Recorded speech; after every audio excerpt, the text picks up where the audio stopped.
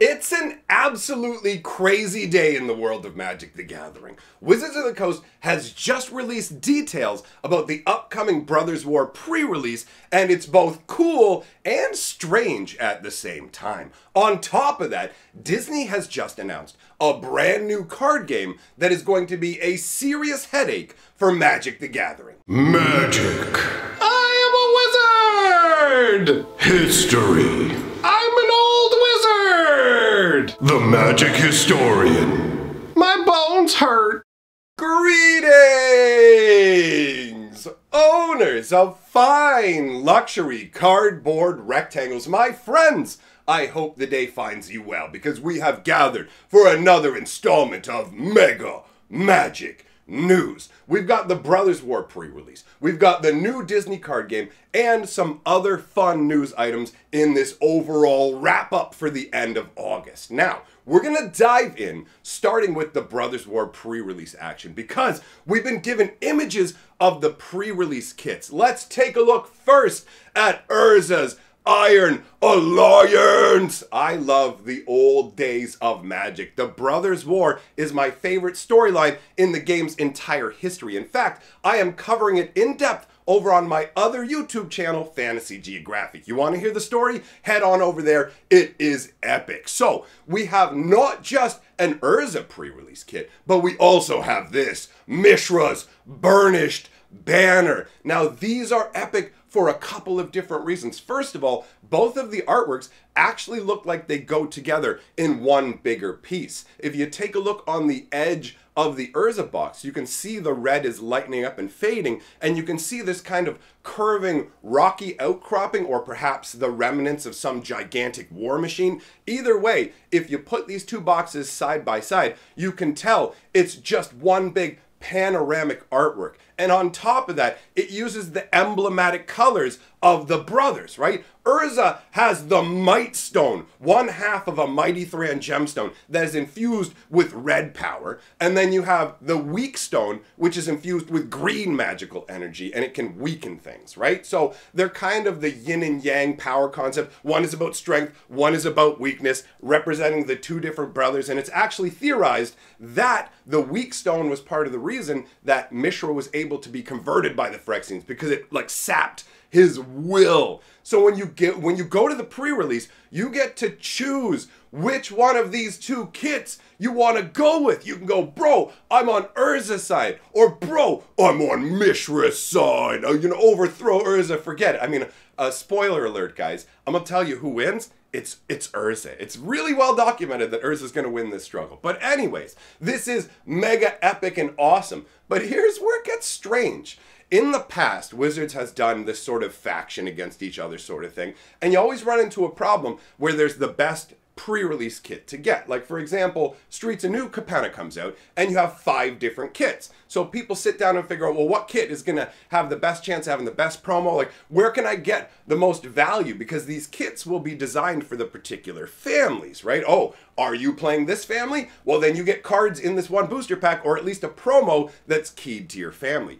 But for this pre-release, in a very strange turn of events, Wizards of the Coast is literally just making it cosmetic. So these boxes are only different in terms of how they look on the outside. The contents in any Brothers War pre-release kit will be exactly the same. So this isn't like that Mirrodin versus Phyrexian sort of concept that we saw way back in the days of Scars of Mirrodin into New Phyrexia. This is just straight up, we're getting 2 different box arts, which I think is fun from a flavor perspective, and I'm hoping as well that somehow, like, they're saying the contents will be the same in terms of the booster packs, but I'm hoping that the flavor inserts will be where you'll get some kind of variation, right? Because Urza and Mishra are 2 very different kind of people. Urza's very comfortable with machines. He's stilted and uncomfortable around people, but genuinely cares about them. And Mishra is gregarious and friendly, a man of the people. He has no problem connecting with people. Honestly, Mishra seems like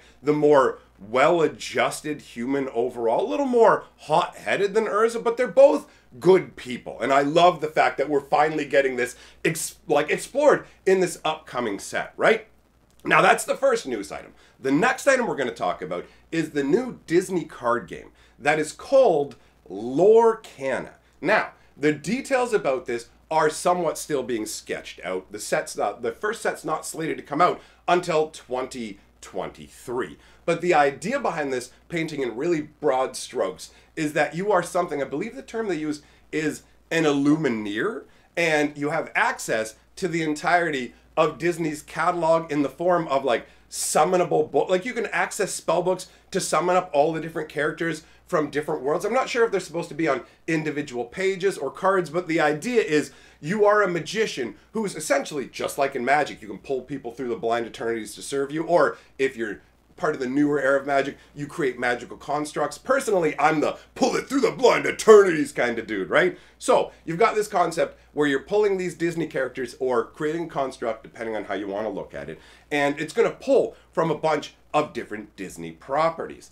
Now, obviously, when they're making a game like this, they're aiming for the top, right? You don't go, hey, we're just going to walk in and be like whatever. But they're not exactly aiming to supplant Magic, even though they will definitely cause problems for Magic. The idea behind this Disney game is that it's going to be a more casual, tabletop style game.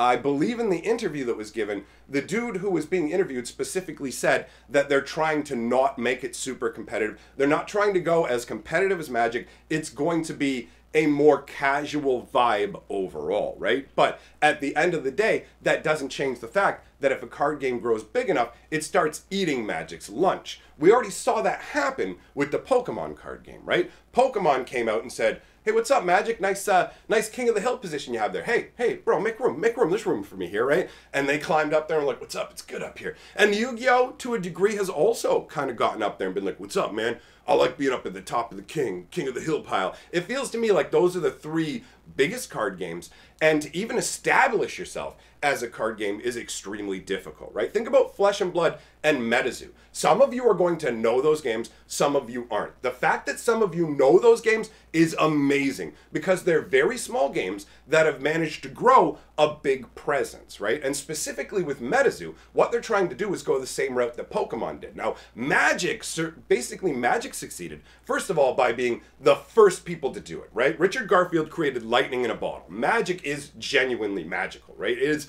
something that you can't really reproduce. Even if you take the same game mechanics and improve the game, like Force of Will did, where we're going to take the lands out, give it a separate deck, you can make a better version of Magic, like theoretically, and still fail because they're already established. Magic, this is all here, right? So Magic establishes himself by creating the entire genre. I'm here on the screen talking to you right now because Magic created the genre, right? And then you have others coming along where Pokemon's like, okay, we can muscle in because we've built this huge fan base. With Pokemon, you've got all these kids who were into Pokemon when they were young. I was too old for it, so I never got into Pokemon. But the kids who were super into it when they're young, now they've grown up. So you've got these adults with money who are pumping money into Pokemon, and you've got constant new waves of kids coming into Pokemon who are just, all right, daddy's going to spend my money. I like spend money on buying me cards. So Pokemon has an endless influx of customers that is completely not dependent on the actual gameplay of its game. Like Magic has a genuine problem. If the gameplay starts to suck, they start to really screw everything up, the design goes into the toilet, the game is in serious trouble. But Pokemon can have the worst game design ever, and it doesn't matter. You're still going to be able to sell a ton of it. So MetaZoo's trying to go the same route, where they're like, let's establish ourselves as a big brand, TV shows, movies, like put ourselves everywhere, and then that way we can kind of like muscle in the same way that Pokemon did. But unfortunately for MetaZoo, I don't think that they have the presence and financial muscle to really push their way up to the top tier, right? I think that they can stick around. I've seen they have a pretty dedicated player base. Same thing for Flesh and Blood. These are games that are like hanging to the cliffside and existing. They're not getting to the top of the cliff. But Disney is a completely different beast, right? Disney is a massive, sprawling, roided up beast that can just grab onto the cliff and go, I will never let go, because Disney has Disney money, right? So the question becomes, how much of a fight is Disney in for? How much money are they willing to throw at this situation? Because when it comes to card games, virtually every card game dies instantly. You never even hear about it. Trust me, as somebody who worked in an LGS for a long time, I watched card game dying like that. Just hello, goodbye, hello, goodbye. Big names, little names. Light Seekers, hello, goodbye. What was it? World of Warcraft makes a card game. Hello, goodbye. Like you've got almost no chance. Dragon Ball Z is a huge property. They've done like the card game 6 times and it's died each time, right? So card games are a really, really dicey. You're going to fail unless you can weather the initial storm. If you don't have a bunch of money to start with, you're done. Like, people have to start playing your game to begin with, and you have to build up, right? Because most people, I imagine, are like me with TCGs now, where I go, I'm not getting into a brand new TCG. I'm sorry. You're going to have to establish a player base and show me that you've been around for a while, because I've watched hundreds and hundreds of these games die, and I have had boxes and boxes on my shelf of all these corpse games. So I'm not ready to love and lose again, and a lot of people are going to be in that boat. But Disney has the money to go, yo, we're here. Plus, Disney has the ability to instantly build a collector base for this set. Forget about player base. Disney doesn't even need a player base for this game to succeed and be a problem for Magic. And that's the wildest part about this. Disney has fanatics. You think Magic has fanatics? Nah, son. Disney has fanatics. These people are obsessed with Disney, and Disney has some really heartwarming and endearing properties. And just like Pokemon, they've got you from the nostalgia edge, right? Everybody has favorite Disney movies. There's no way you have grown up without Disney touching your life, especially if you're like my age or whatever. Man, Disney was huge. You tell me you haven't seen The Lion King, The Little Mermaid. You can say whatever you want. Those are banger films. Disney is good at entertaining people. Sure, nowadays, you know, maybe they're hit and miss with some of the stuff they're doing, but I'm saying Disney has this power. Look at, what was it called? Kingdom Hearts. Kingdom Hearts was where you took Square Enix, the makers of like the most epic RPGs you get, Final Fantasy, Chrono Trigger, all that awesome stuff. And then they came along, we're going to slap Disney into it. And I went, no, this is going to be dumb. I don't even want it. And then I tried playing the game, and I was hooked. Kingdom Hearts was incredible. The ending made me cry. I still get emotional if I hear Simple and Clean, Kyrie, you know what I mean? Like, dude, that is embedded in me. Disney did a banger job with that stuff in the Kingdom Hearts. So there's no reason they can't do the same thing here. So you've got a bunch of entrenched Disney fans who are going to buy it just because it's Disney. Then you're going to have people who are going to turn around and go, well, if people are going to buy it because it's Disney, you know what, I'm going to speculate on buying some boxes. You think they're not already talking about this over in the MTG finance circles? Because they are. I've already seen it, right? But on top of that, here's another way you may not have realized that Disney's going to elbow drop Magic. Oh, hey, Secret Layers. I noticed recently, wasn't one of your employees there, Magic the Gathering, talking about doing a Secret Lair crossover with, what was it, Star Wars? Oh, no, wait a minute. Who owns Lucasfilm? Who owns, oh, Disney. Oh, and Disney's making a card game. Oh, looks like you're not getting Star Wars. Well, that's okay. You know what? Wizards of the Coast seem to be really obsessed lately with the whole Avengers. You know, over the last number of years, the Gatewatch actually started to feel like they wanted to have their own Avengers squad because all the Marvel movies are doing really well. And, you know, obviously Wizards would love to be able to do Secret Layers based on Marvel. Oh, no. Is that Disney again?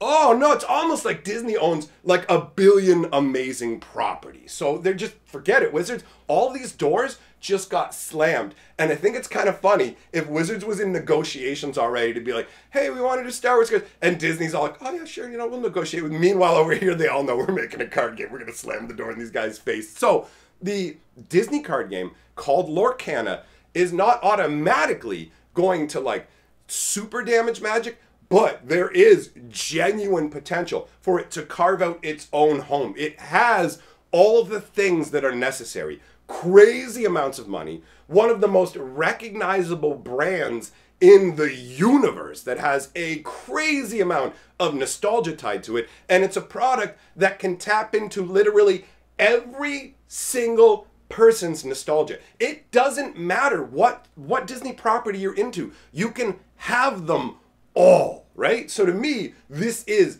a massive market move, possibly, right? It depends on how Disney handles it. It depends on how much money they're trying to get out of it and how it goes. But who knows? Lorcana could theoretically become a huge thing and a massive thorn in Magic's side. Now, let's talk about some more Magic news. The next item on the list is the Commander Committee recently got together. Now, there have been no new Commander bans, but they did add 3 new members to their council. So that is of somewhat note.